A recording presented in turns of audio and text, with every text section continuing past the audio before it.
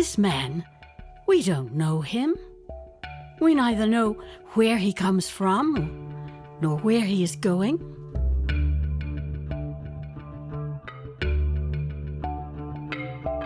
We ignore his thoughts, his pains, his joys, his hopes.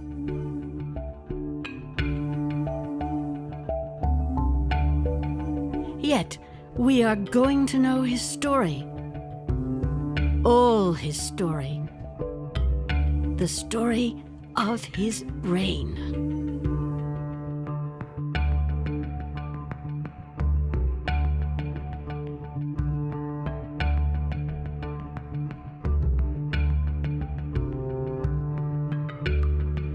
Yes, the story of your brain. Let's rewind time peacefully.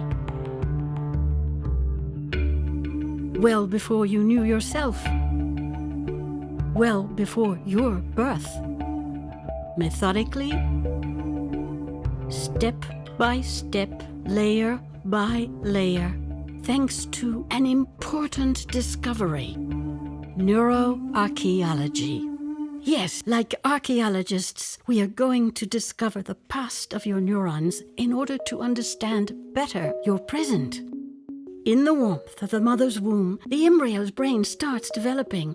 The activity is intense. Neurons and axons deploy, interconnect, send their ramifications, constructing their networks.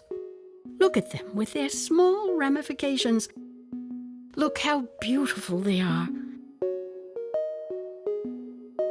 These electrical signals control brain construction. They validate every step of neuronal development. They guide the axons like a GPS.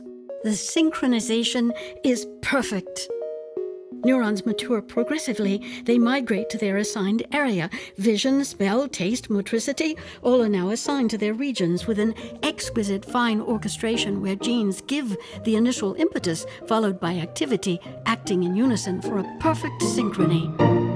Our man to become happy in the mother's womb is prepared to become the most beautiful baby, at least according to his mother. What happens if this perfect synchrony is derailed? What if the impact of the environment disturbs this synchrony? If pollutions, pesticides, our way of life, complications during birth perturb activity and the processes essential for this harmony, our dear neurons would be disturbed, unhappy.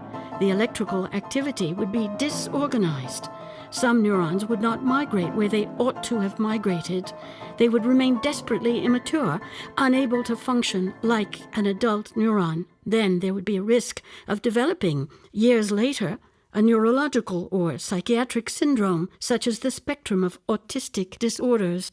But don't be defeatist. The neuroarchaeology concept enables us to identify the causes of this malfunction and to identify the neurons that have remained immature because it is centered on maternity and brain development in utero. You would like to go back, erase everything in order for your neurons to function normally again? But this would be science fiction. We cannot erase the perturbation that has happened, but we can repair it.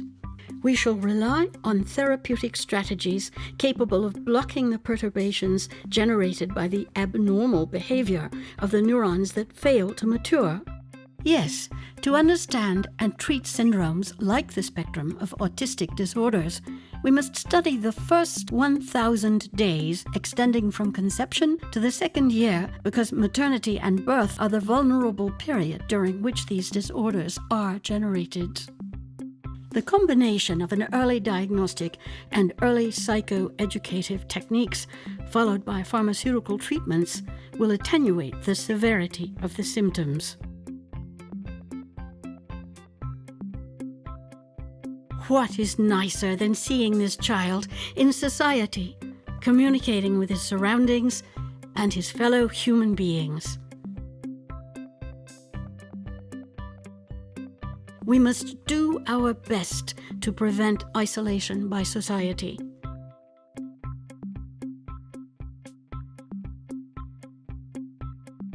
What remains is his history,